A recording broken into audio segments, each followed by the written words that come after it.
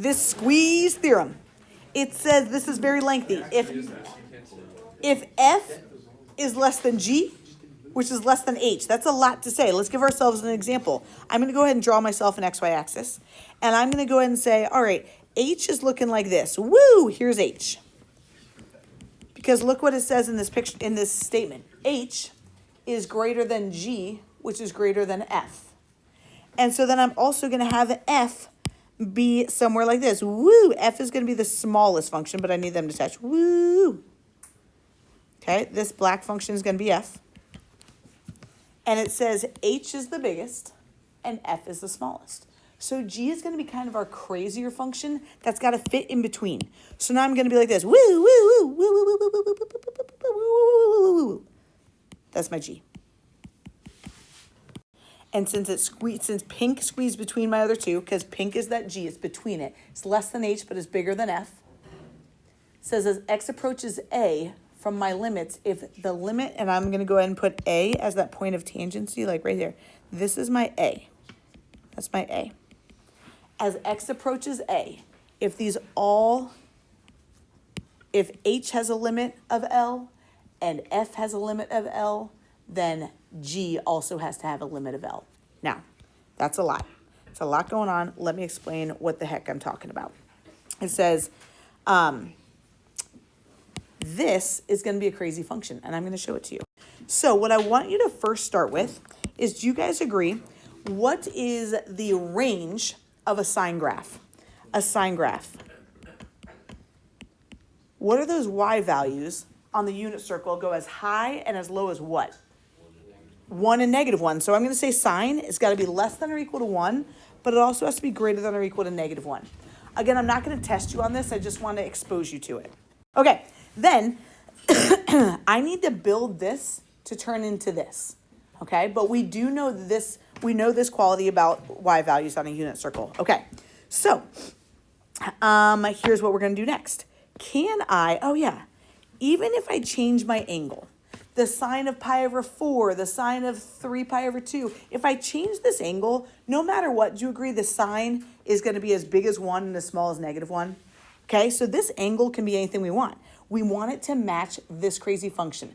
So I'm going to go ahead and change this x to 1 over x. And that's the only thing that's going to change. I'm just going to say, we know that property is true for any angle. I know this is a bit ridiculous, but my goal is to match this. What are we missing? We still need that little x squared, right? So Grange, I'm allowed to say, I'm going to multiply this guy by an x squared as long as I do it to every term. Oh, you guys. I multiplied every single thing by x squared. Because I multiplied everything by x squared, I'm allowed to do it. What's -1 times x squared? It's -x squared. That x squared times the sine of 1 over x now looks like this function that I was going for. 1 times x squared is x squared. Do these match now? Yes. Here's the deal, people. Do I know what the limit as x approaches 0 of this function right here? -x squared. When you plug in a 0 there, what would we get? 0. 0 squared, make it negative, I'm going to get a 0. Then I'm also going to plug that 0 in over here. What is 0 squared? 0. So if something is less than or equal to 0 and greater than or equal to 0, what will this value also have to be? 0. So that's the squeeze theorem. We're squeezing it between values, the simpler values that we know. So this will be, we can go ahead and say by the squeeze theorem. By the squeeze theorem. Okay. But I want us to start with just the sine of x again. Sine of x is as big as 1 and as small as -1. We know that. We start with something that we know. Then what do I need to do to this to match this? Divide by x. Am I allowed to do that to everything? We sure are. We're going to go divide by x, divide by x, divide by x. Now, we need to go find the limit as x approaches infinity. What happens when I take -1 and I divide it infinitely many times? If I've got one person and I divide, I'm sorry, if I have $1 and I divide it infinitely many times to go to infinite people, how much money are you going to get? You're going to get nothing, okay? So 1 over infinity is always going to get a 0. What if I take that same dollar, before it was a negative dollar, now it's a positive dollar, 1 divided infinitely many times, you're going to get nothing.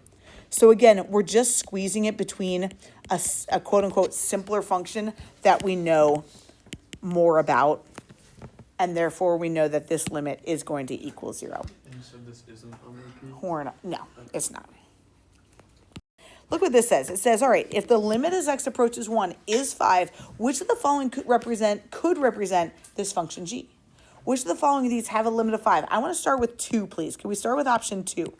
As x approaches 1, it's saying my y has to be 5. Do you agree my x's are approaching 1 from both sides? Yeah? Does it look like my y's are going to 5? Again, this is a limit. What do you think my y's are doing off to the left? They're getting huge, aren't they? They're going from 25 to 50 to 100 to 5,000. And then what are we doing off to the left? They're getting really small.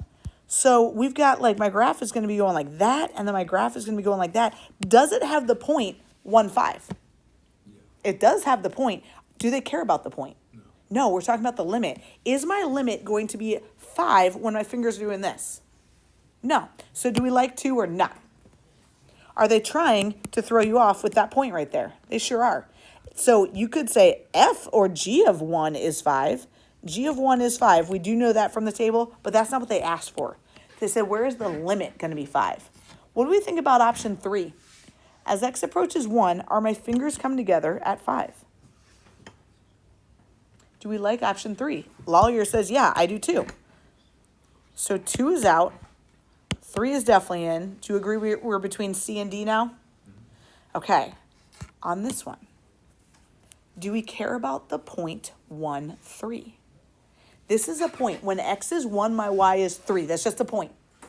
This is saying, hey, my function is this anytime my x doesn't equal 1. Well, if we're looking for a limit, don't I care about everything except at 1? So I would be plugging in. I need to plug in the 1 to this function. This is uncomfortable. We got to plug the 1 in here because this is everywhere except at the point. You guys, what happens when I plug in a 1 here and then on the bottom? 0 over 0. Annoying. Is that undefined? Means that we got to do some algebra. Can we toot the top? Let's go toot the top. What's the top toot to? What multiplies to be -4 adds to 3? Multiplies to -4. You said 4 and -1? Agreed, Kale. Thanks, buddy. Does anything cancel?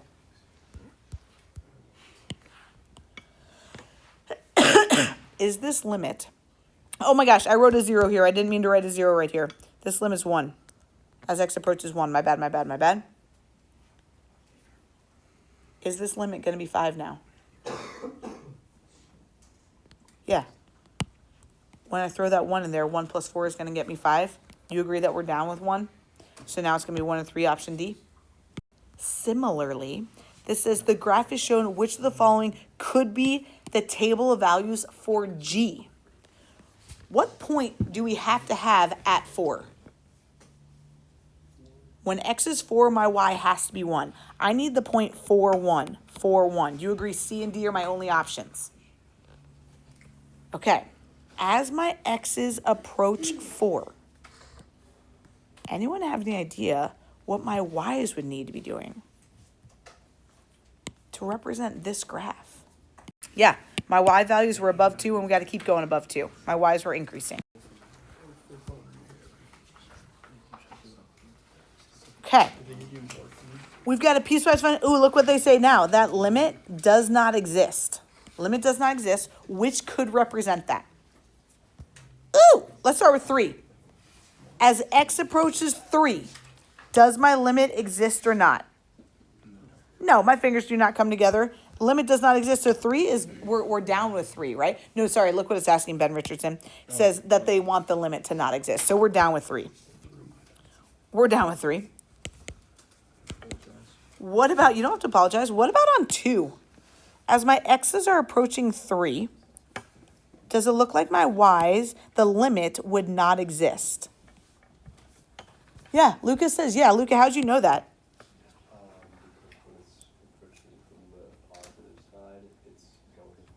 Yeah, you're like, that's not quite going to be 6.8 or 7, right? We're going to have a little jump discontinuity there. I love that. So this limit also wouldn't exist. Oh, well, there we are. It's got to be D then, right? Now, how many people are like, wait, at x is 3, they're saying right here it's undefined. Do we care that the hole is open in option 1 if they're asking about a limit? No, there is a hole, but what do you think happens when I plug a 3 into the top and into the bottom? What's 3 times 2? 6 plus 1? 7. What about 10 minus 3? 7. So from the left and the right of 3, they're both equaling 7. I get that there's a hole there, but we don't care. Okay. Let's try this guy. Graph of the function shown below, which could be a table for f. Okay, you guys, last one. Which of the following, could be the values of f? Do we have to have the point 17? Do you agree we got to have the point 17? What's my limit looking like? My limit's looking around 4, isn't it?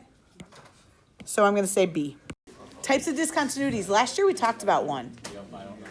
Jump. Does that sound familiar? Or infinite?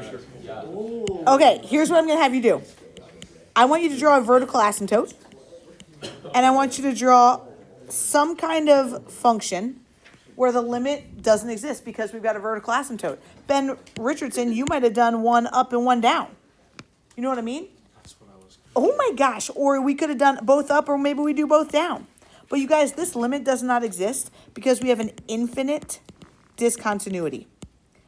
AP doesn't really ask about these infinite discontinuities when we are going to infinity, right? Positive or negative, doesn't matter. My limit does not exist.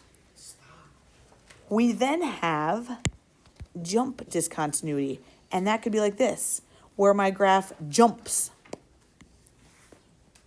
This is going to be jump discontinuity.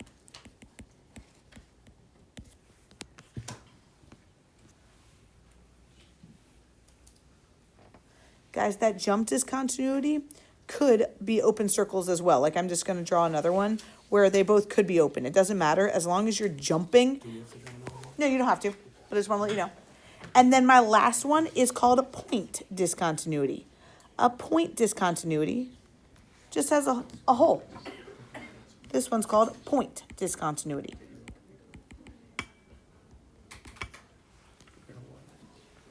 This could also be point discontinuity where I could have that filled in.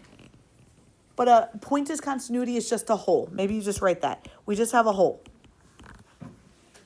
The last thing I'm going to have us add to our notes is these are called